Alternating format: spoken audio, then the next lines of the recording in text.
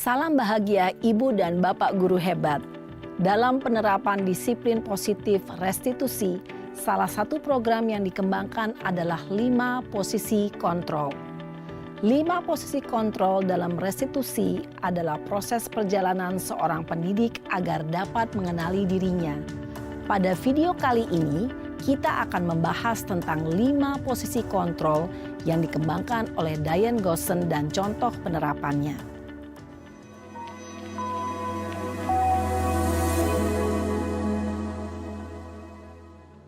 5 posisi kontrol itu adalah 1. Posisi penghukum. 2. Posisi pembuat merasa bersalah. 3. Posisi teman. 4. Posisi pemantau atau monitor. Dan 5. Posisi manajer. Untuk lebih memahami kelima posisi tersebut, mari kita saksikan kasus Naren yang terlambat hadir 20 menit di sekolah dan melihat bagaimana kelima posisi kontrol dalam menghadapi masalah tersebut.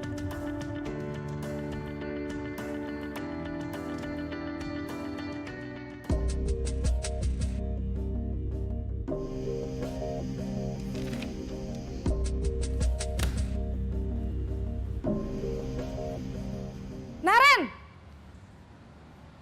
Sini kamu! Selamat pagi, Bu. Selalu terlambat. Kamu deh, pasti terlambat. Maaf, Bu.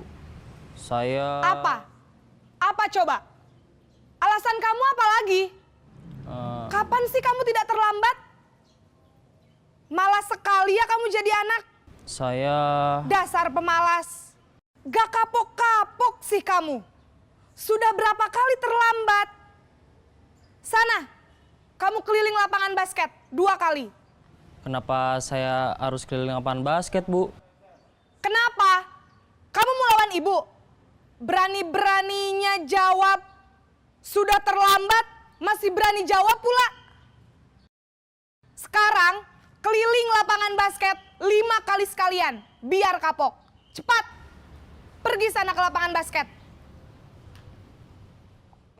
Posisi penghukum biasanya berbicara dengan nada tinggi, menghardik, menunjuk-nunjuk, menyakiti, dan menyindir. Hukuman bisa berupa fisik maupun psikis. Ibu dan Bapak guru hebat, dampak yang terjadi pada murid ketika guru berada pada posisi penghukum adalah murid cenderung akan memberontak, bahkan menyimpan dendam.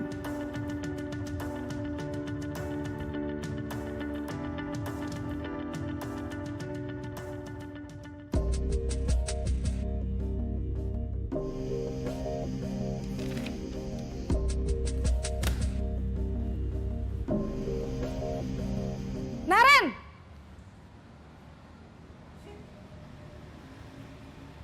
Selamat pagi, Bu. Naren.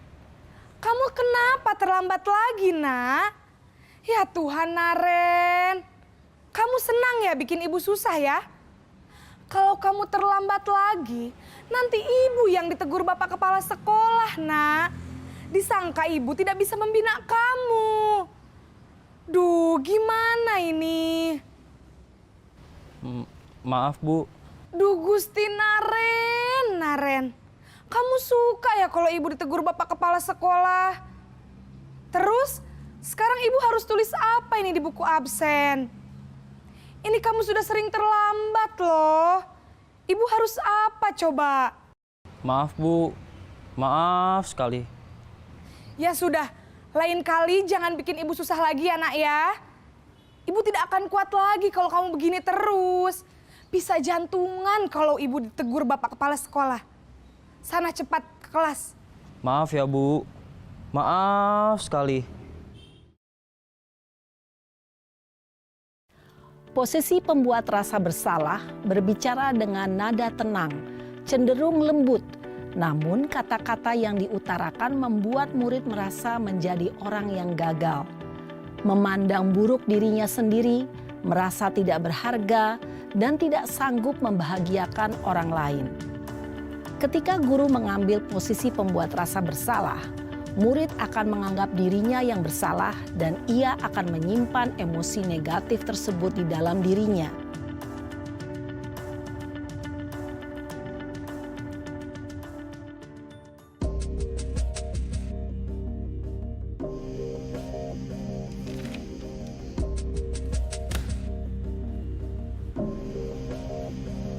Naren!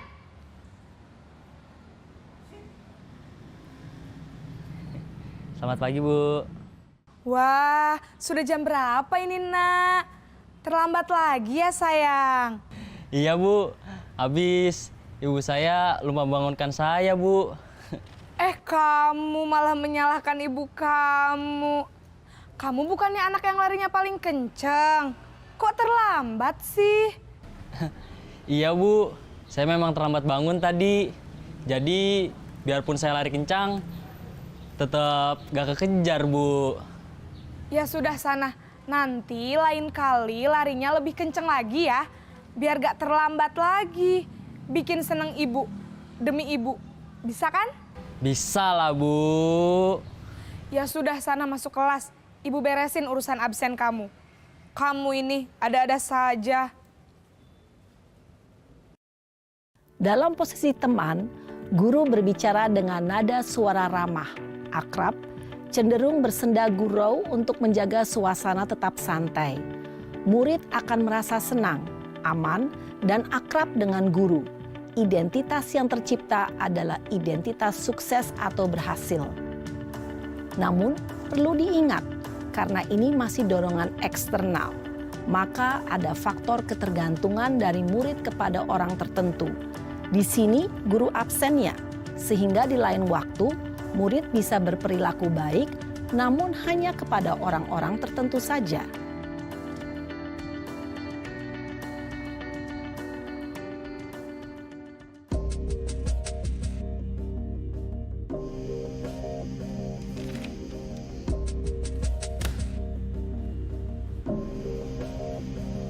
Naren!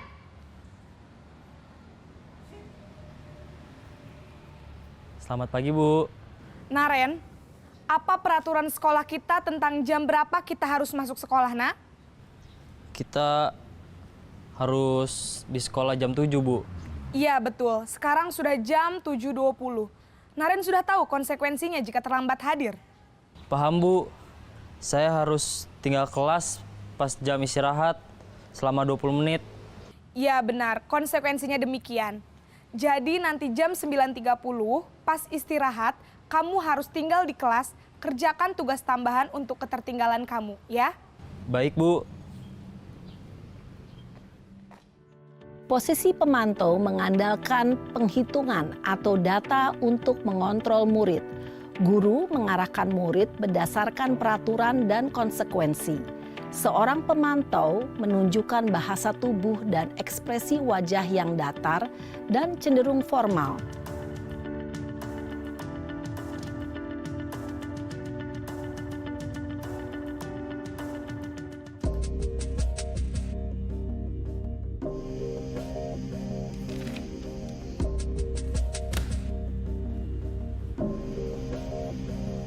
Naren!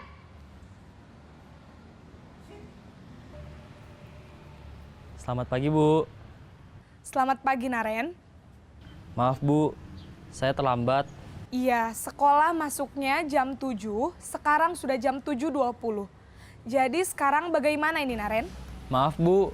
Saya lupa setel alarm saya semalam. Baiklah, menurut kamu, keyakinan sekolah yang mana yang perlu kamu tingkatkan? Menghargai diri sendiri dan orang lain mungkin ya, Bu. Setuju. Jadi, apakah Naren meyakini prinsip saling menghormati tersebut? Iya, Bu. Saya meyakininya. Apakah Naren bersedia memperbaiki masalah keterlambatan ini? Bersedia, Bu. Bagaimana kamu akan perbaiki masalah keterlambatan ini?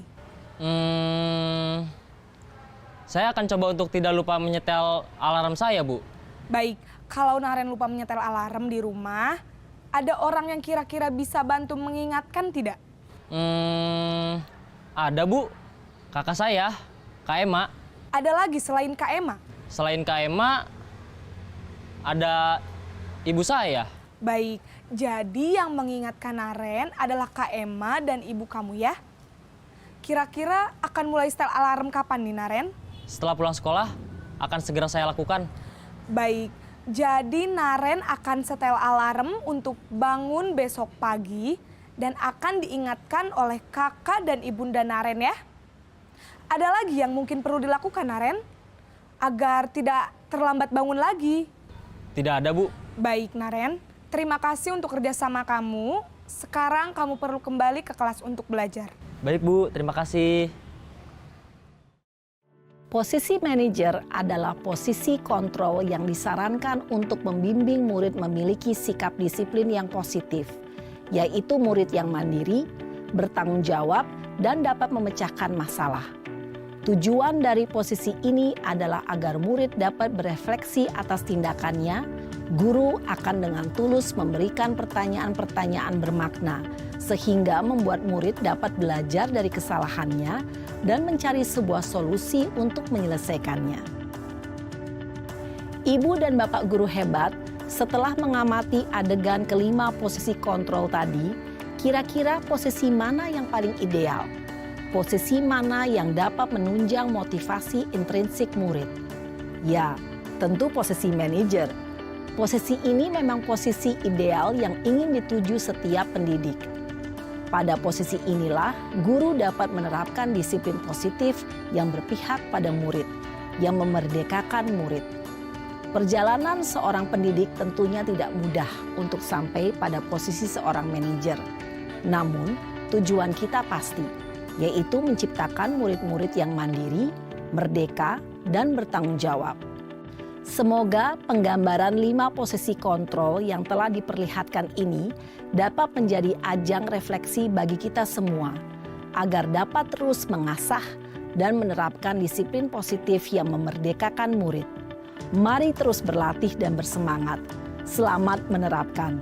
Salam dan bahagia, Ibu dan Bapak Guru hebat.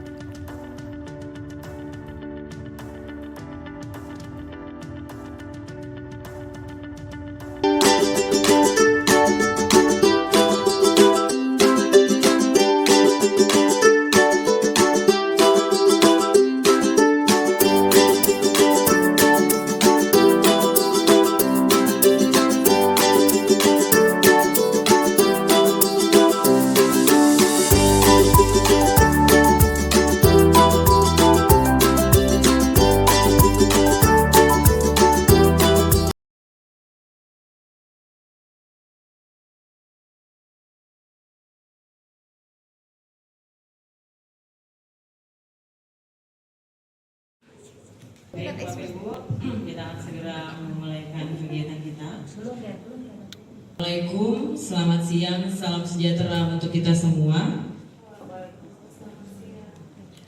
Izinkan saya, Maya Nova SPD akan memandu jalannya acara kita pada siang hari ini. Yang terhormat, Bapak Dr. Andes Imam Prasaja MSI, selaku Kepala SMA Negeri 64 Jakarta. Yang kami hormati Bapak Eko Priyanto SAG selaku Kasubag Tata Usaha SMA Negeri 64 Jakarta. Yang kami hormati Ibu Afifah MPD selaku Wakil Bidang Kesiswaan. Yang kami hormati Bapak Sri Gunanto SPD selaku Wakil Bidang Sarprashum.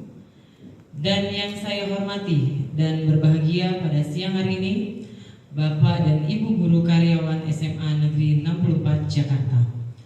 Pertama-tama marilah kita panjatkan puji dan syukur kepada Tuhan Yang Maha Esa, karena atas berkat dan rahmat-Nya lah sehingga kita diberikan kesehatan dan diberikan kesempatan pada hari ini untuk bersama-sama mengikuti acara sosialisasi sekolah sehat dan diseminasi disiplin positif.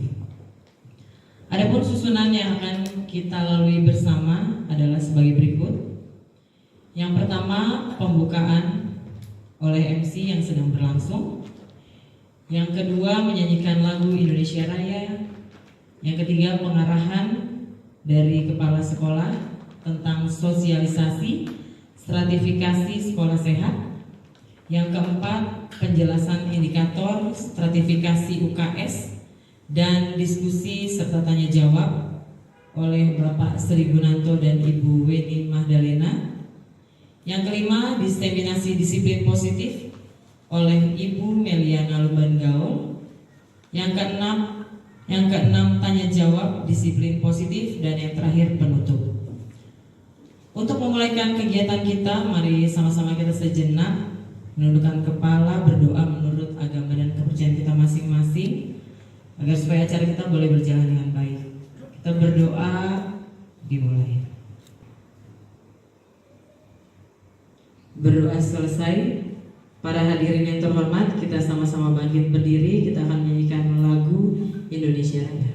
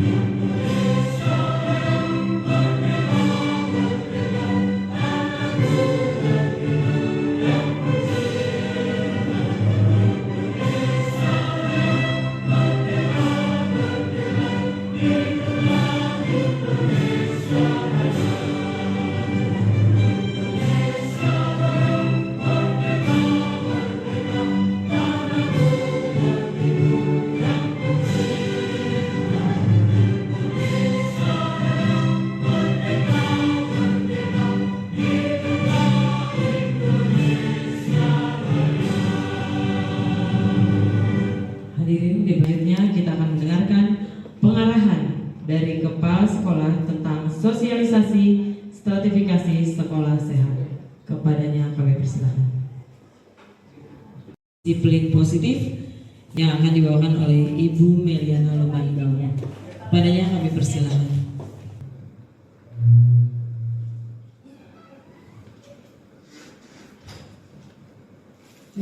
Baik Bapak Ibu, saya akan memulai destinasi, tapi sebelumnya izinkan saya menyapa. Selamat sore dan salam sejahtera bagi kita semua.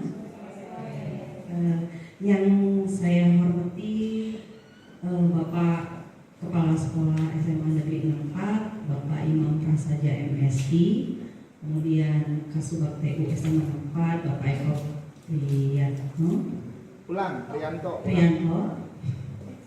Kemudian Bapak Ibu Wakil Bidang Kesiswaan Ibu Haji Afifah MPD, dan juga Bapak Sri Gun Bidang Kesiswaan, dan juga Bapak Ibu guru hebat yang hadir saat ini. Tepuk tangan buat kita semua. Bapak Ibu, izinkan saya berdiri di sini bukan untuk menggurui, tetapi ingin berbagi informasi bersama.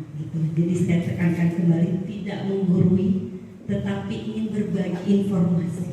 Nah, baik, tapi sebelumnya saya bagi pantun dulu ya Bapak Ibu. Nah, boleh Pak? Oke. Singgah sebentar di rumah Burita. Buritanya pulangnya dikasih tomat dan pepaya. Kepada guru hebat 64 yang berbahagia, salam hormat dari saya. Baik, saya akan memulai destinasi dengan topik budaya positif.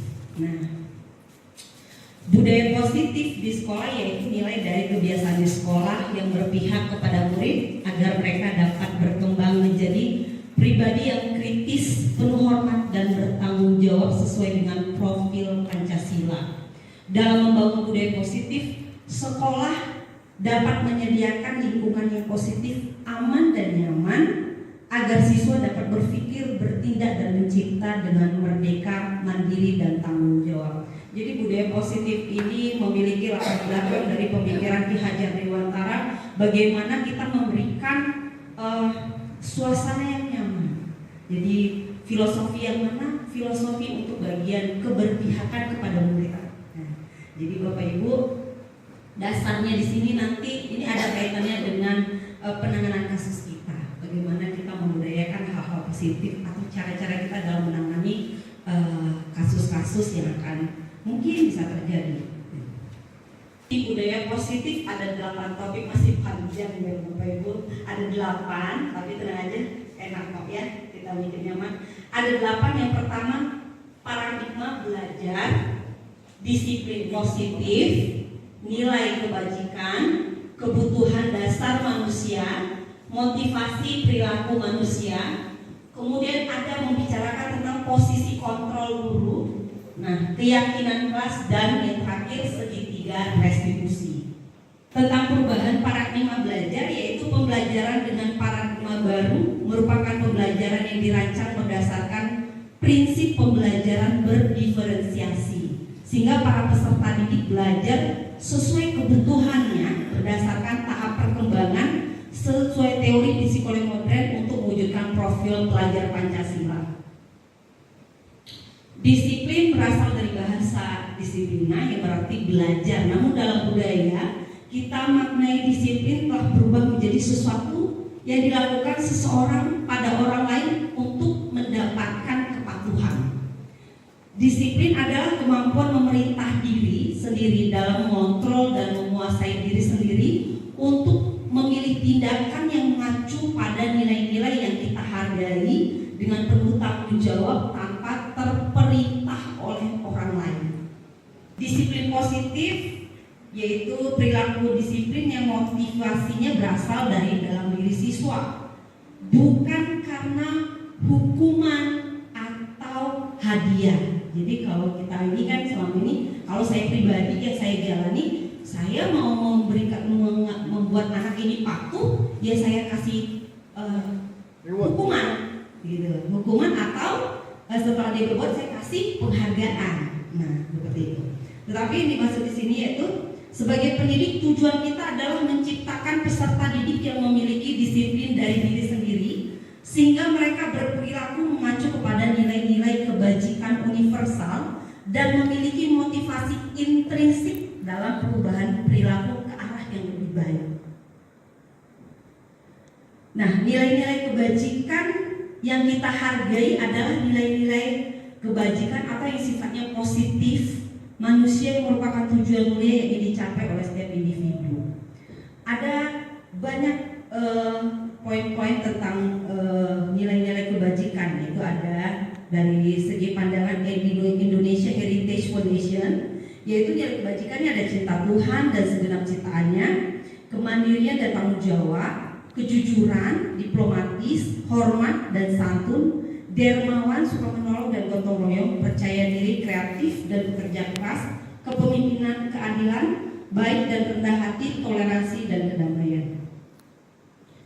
Kalau menurut ini yang kita anut sekarang ya, profil Pancasila. Nah, nilai kebajikannya itu ada beriman, bertakwa kepada Tuhan yang Maha Esa dan berakhlak mulia, mandiri, bernalar kritis, berkebinekaan global, bergotong royong dan kreatif. Ini yang sedang kita terapkan nilai kebajikannya. Menurut IBO Primary Years Program, nah, nilai kebajikannya itu lebih banyak lagi, lebih luas lagi. Ada toleransi, rasa hormat, integritas, mandiri, menghargai, antusias, empati, keingintahuan, kreativitas, kerjasama, percaya diri, komitmen. Kemudian menurut petunjuk hidup, sumber hidup dan keterampilan hidup, yaitu ada nilai keterampilan hidup, dapat dipercaya, lurus hati, pendengar yang aktif, tidak merendahkan orang lain, kemudian memberikan yang terbaik dari diri.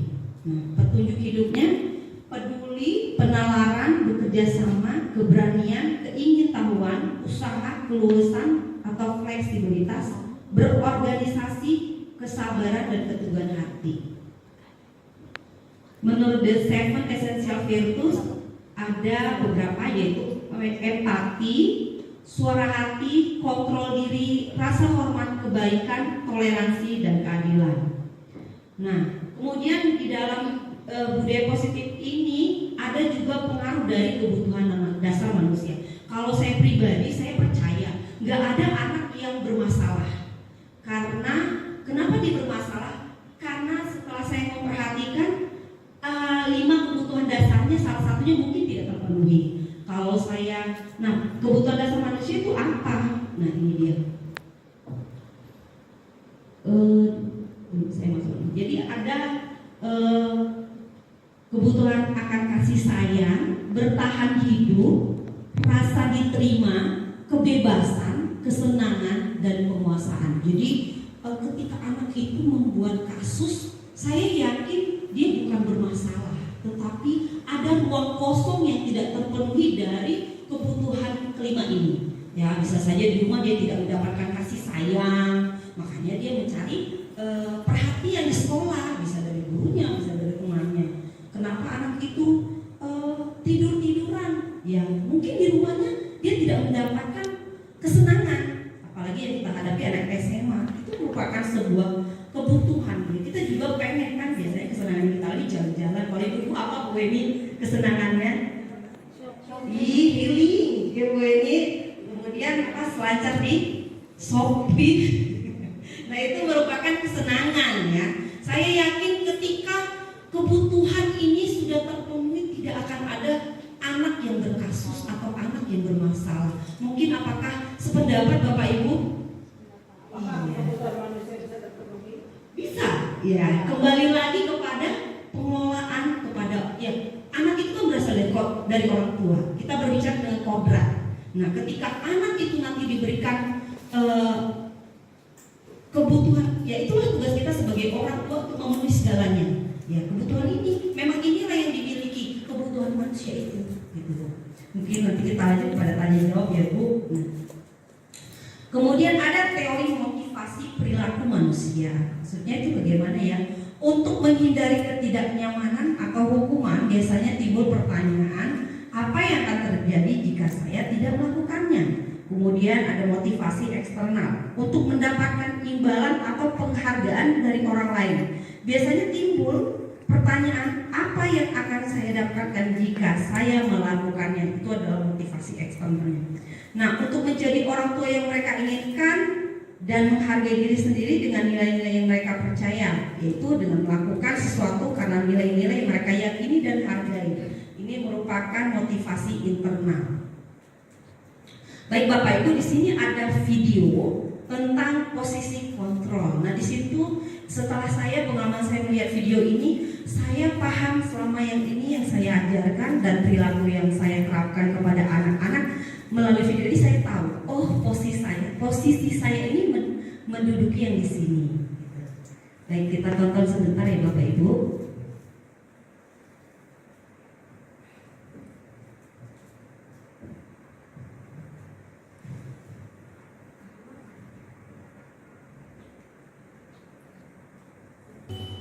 Salam bahagia Ibu dan Bapak Guru hebat. Dalam penerapan disiplin positif restitusi, salah satu program yang dikembangkan adalah 5 posisi kontrol. Pada video kali ini, kita akan membahas tentang 5 posisi kontrol yang dikembangkan oleh Diane Dawson dan contoh penerapannya.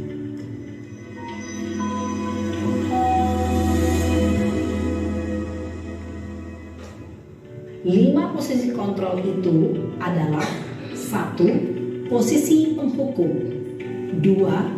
Posisi pembuat merasa bersalah, 3. Posisi teman, 4. Posisi pemantau atau monitor, dan 5. Posisi manajer. Untuk lebih memahami kelima posisi tersebut, mari kita saksikan kasus Naren yang terlambat hadir 20 menit di sekolah dan melihat bagaimana kelima posisi kontrol dalam menghadapi masalah tersebut.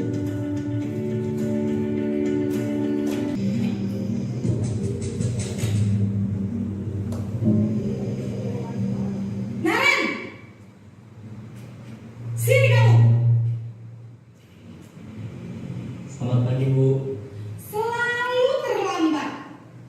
Kamu deh, pasti terlambat. Maaf, Bu. Saya Apa? Apa coba? Alasan kamu apa lagi? Kapan sih kamu tidak terlambat? Malas sekali ya kamu jadi anak. saya Dasar pemalas. Gak kapok-kapok sih kamu. Sudah berapa kali terlambat? Sana, kamu keliling lapangan basket 2 kali. kenapa saya harus keliling lapangan basket, Bu? Kenapa? Kamu melawan ibu? Berani-beraninya jawab. Sudah terlambat, masih berani jawab pula. Sekarang, keliling lapangan basket 5 kali sekalian. Biar kapok. Cepat. Pergi sana ke lapangan basket. Menyakiti dan menyindir. Hukuman bisa berupa fisik maupun psikis. Ibu dan bapak guru hebat. Dampak yang terjadi pada murid ketika guru berada pada posisi penghukum adalah murid cenderung akan memberontak, bahkan menyimpan dendam.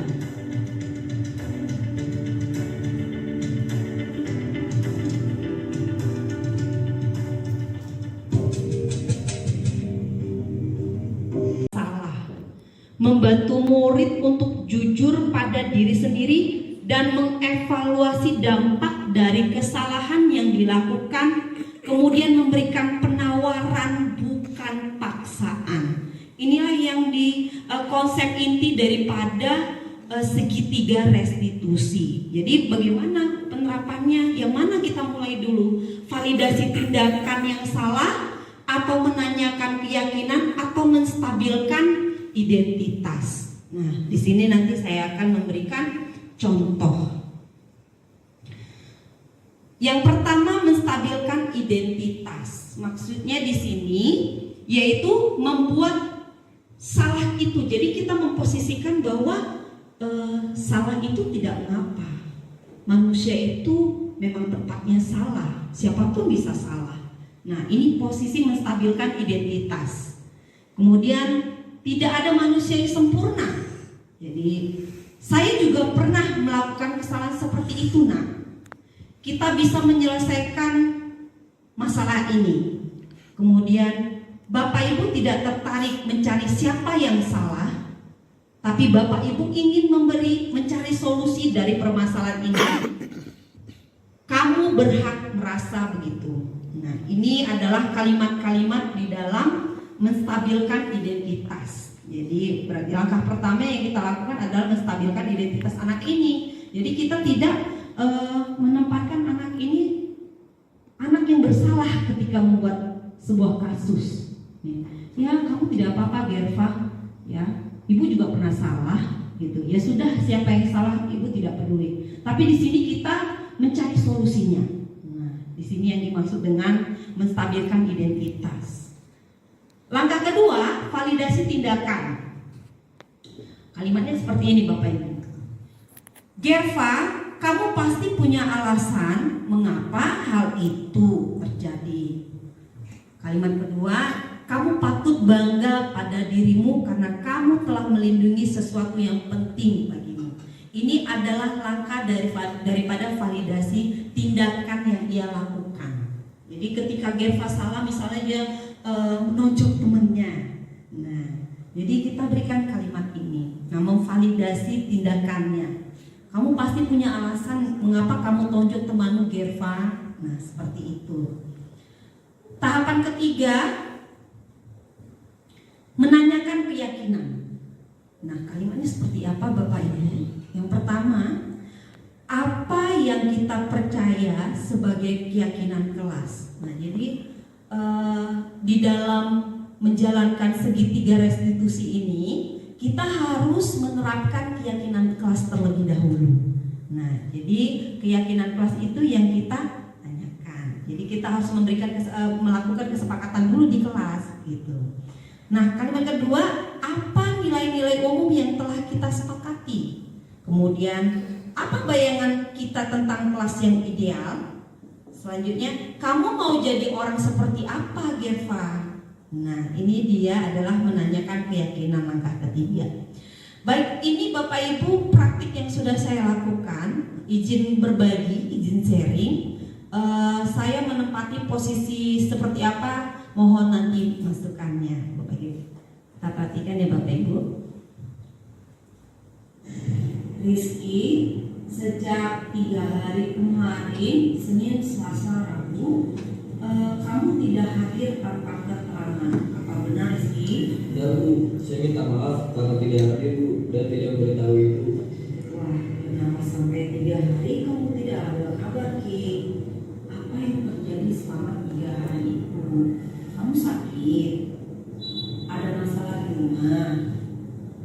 Apa kamu punya masalah dengan saudara kamu sehingga tidak hadir?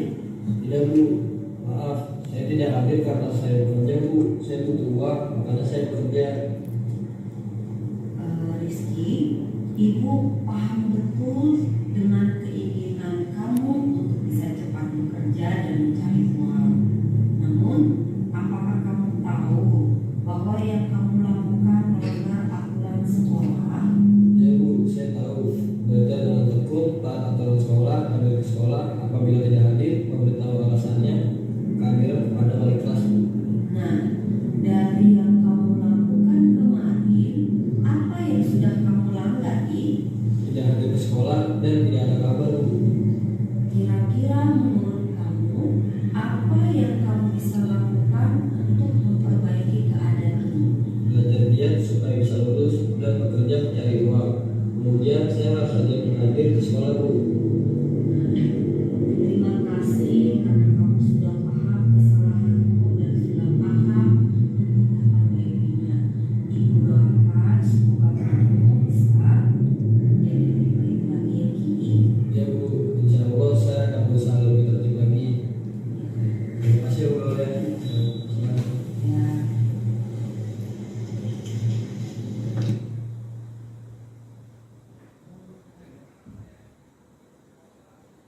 Baik Bapak Ibu, itu demikian praktik kecil yang saya laksanakan kemarin di kelas. Sampai juga direfleksi ya Bapak Ibu, saya mau menanyakan refleksi dulu ke Bu Mar. Beratnya deh nanti kedua.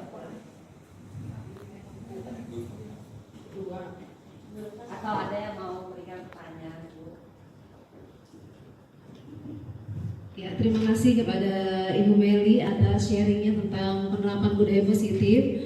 Memang membangun kesadaran dari dalam diri murid itu yang memang menjadi PR ya untuk kita sebagai seorang pendidik. Kadang kita pengen yang cepatnya aja supaya anak semangat belajar, terus kita kasih reward gitu ya, supaya anak besok-besok tuh kapok gitu ya, nggak melakukan lagi, malah kita kasih hukuman ya. Jadi memang ya harus kita mengadakan perubahan ya, sedikit-sedikit lah minimal ya. Kalau memang anak yang masih bisa kita ajak diskusi, kita ngobrolin ya, itu mungkin akan lebih berdampak buat si peserta didik itu sendiri ya. Berarti itu menurut saya itu. Terima kasih. Tangan Bu Marina. Satu lagi ya, Bapak kasih refleksi dulu ya Pak. Ya, refleksi. Jadi betul bahwa jika anak melakukan kesalahan, maka jangan langsung memberikan hukuman, ya. Tetapi yang lebih bagus tadi anak diajak bicara, yaitu dengan cara manajer tadi ya, manajer tadi, posisi manajer tadi, yaitu diajak apa yang kamu lakukan, kenapa kamu melakukan itu, menurut kamu kelakuan kamu tersebut merugikan benar apa salah, merugikan orang lain apa tidak. Jadi dia menemukan, jadi dia tidak dikasih tahu akan benar salah atau kesadaran, tetapi dia menjawab sendiri atau menemukan sendiri akan hal yang baik, akan hal yang buruk, dan menemukan konsekuensi dari perbuatannya tersebut merugikan orang lain atau tidak. Dan juga dia tidak kita sebutkan dia harus menyesal, tapi kita bawa kesadaran sendiri agar dia menyesal dan tidak akan mengulangi perbuatannya tersebut. Itu. Terima kasih buat Pak Imam. Ada lagi yang memberikan referensi? Bu Nana, dasarnya pengalaman sore ini Bu Nana. Kalau tadi bahwa tidak ada anak yang salah, harus ada ketika 5 komponen itu terpenuhi, gitu ya. Ini sebenarnya bukan hanya menjadi evaluasi untuk para guru, tapi pentingnya juga pembinaan anak dari orang tua, karena pendidikan itu adalah perpaduan antara pendidikan di sekolahan dan juga pendidikan di rumah gitu loh. Karena anak pun juga lebih banyak juga hidupnya di rumah dengan didikan di rumah. Sementara SMA kan kita nerima setelah anak-anak itu berumur 17 tahun gitu. Jadi penggenapan dari pendidikan di sekolahan itu yang mungkin harus difokuskan dan diperhatikan adalah bagaimana komunikasi juga antara pihak sekolahan dengan orang tua, dan orang tua pun juga dengan pihak sekolahan, seperti itu. Baik, sampai juga di akhir materi. Bapak Ibu, saya akan memberikan kesimpulan sedikit.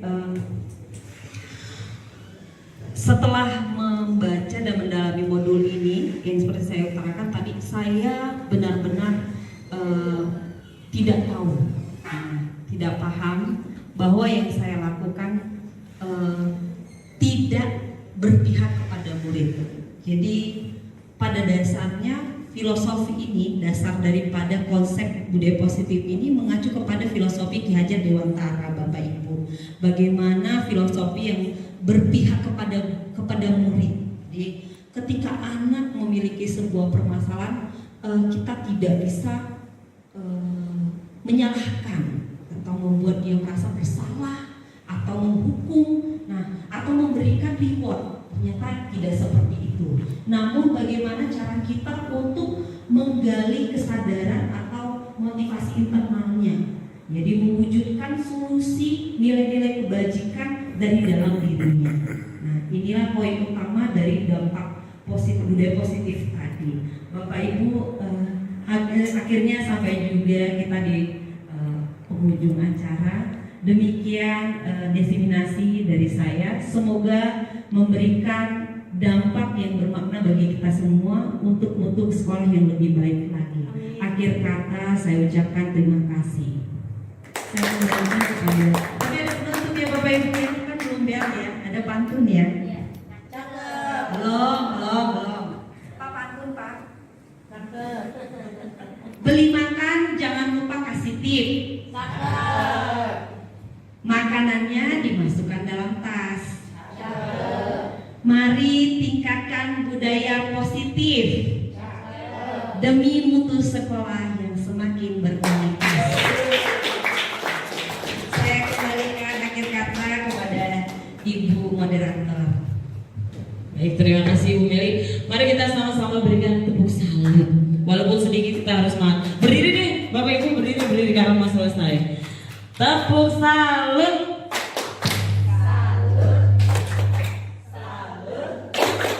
Mantap. Baik, terima kasih kepada Bu Meli. Demikianlah Bapak Ibu, dipersilakan dulu kembali. Demikianlah rangkaian kita pada hari ini, yaitu sosialisasi tentang sertifikasi UKS dan juga diseminasi budaya positif. Mudah-mudahan acara ini boleh bermanfaat untuk kita semua. Tak ada gading yang tak retak, begitu juga dengan acara ini. Kesempurnaan hanya milik Tuhan. Mari kita ucapkan puji syukur karena acara berjalan dengan lancar dengan mengucapkan bagi yang beragama Muslim. Terima kasih, dan kita tutup acara kita dengan foto bersama. Terima kasih Bapak Ibu. Terima kasih. Pada hari ini kami SMA Negeri 4 Jakarta, guru-guru dan karyawan telah mendapatkan diseminasi tentang disiplin positif dari Ibu Meli Lumban Gaul MPD, di mana kami mendapatkan paradigma baru. Yang selama ini paradigmanya adalah jika ada siswa berbuat kesalahan, maka solusinya adalah sanksi atau hukuman atau ribet. Tetapi Ibu Meli Lumban Gaul MPD telah memberikan pencerahan kepada kita, dan mudah-mudahan ini dapat diterapkan di sekolah kami, bahwa yang penting jika anak berbuat salah maka diajak berbicara, diajak diskusi agar dia menemukan kesalahannya, agar dia menyesal dan timbul dari dalam dirinya untuk memperbaiki kesalahannya dan tidak mengulanginya lagi.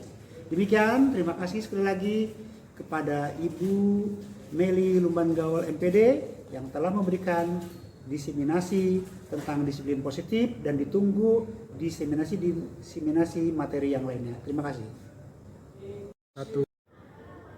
Perkenalkan, nama saya Maya Nova SPD dari SMA Negeri 64 Jakarta. Saya adalah rekan kerja dari Ibu Meliana Lumban Gaul yang adalah CGP Angkatan ke-11. Kami bersyukur untuk materi yang sudah disampaikan tentang budaya positif. Materinya sangat bagus sekali karena membuat kami para guru bisa menyelesaikan masalah dengan cara menggali apa yang ada pada murid melalui segitiga restitusi dan juga posisi kontrol sebagai guru. Terima kasih Bu Meli untuk materinya, dan juga tetap semangat Bu Meli. Terima kasih. Bismillahirrahmanirrahim. Assalamualaikum warahmatullahi wabarakatuh. Saya ingin menyampaikan refleksi saya dari hasil diseminasi budaya positif oleh Ibu Meliana Lumban Gaul selaku CGP Angkatan 11. Dimulai yang pertama, Bu Meli menyampaikan ada 5 kebutuhan dasar seorang manusia sehingga seseorang itu melakukan hal-hal yang tidak sesuai dengan aturan, ya, mulai dari kebutuhan akan kesenangan, penguasaan, atau juga kasih sayang. Kemudian dari 5 dasar kebutuhan manusia itu kita share juga tentang 5 posisi kontrol. Ketika kita menangani siswa yang bermasalah, ada tipe-tipe atau jenis-jenis penyampaian komunikasi kita kepada siswa. Mulai dari ada tipe penghukum, tipe pemberi rasa bersalah, kemudian sebagai teman, kemudian pemantau, dan juga tipe sebagai manajer. Nah, sebagai yang paling baik atau idealnya tentunya kita sebagai posisi sebagai manajer. Nah, di mana kita itu bisa menggali kesadaran bahwa hal-hal yang nilai yang membuat baik itu yang mana ya? Oh, yang seperti ini yang nilai baik. Jadi memang itu bukan dari eksternal siswa, tapi dari dalam diri siswanya itu sendiri. Dan juga dengan penerapan segitiga restitusi itu juga akan lebih menggali lagi siswa mengetahui apa yang sudah dia lakukan, kesalahan dia, dan mereka